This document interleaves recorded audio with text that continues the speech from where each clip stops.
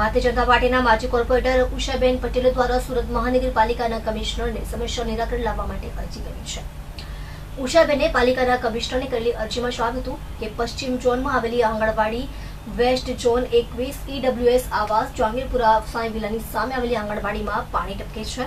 સ્લેબમાંથી electric wiring બળી ગયું છે। આંગણવાડીમાં પંખા પણ ચાલતા નથી। બાળકો કેવી રીતે ભણશે? સગર્ભા અને ધાત્રી બહેનો કેવી રીતે આંગણવાડીમાં આવીને બેસી શકશે? કોઈ અકસ્માત થશે તો જવાબદાર કોણ? યોગ્ય તપાસ કરાવી કાર્યવાહી કરવામાં આવે તેવી માંગ કરી છે।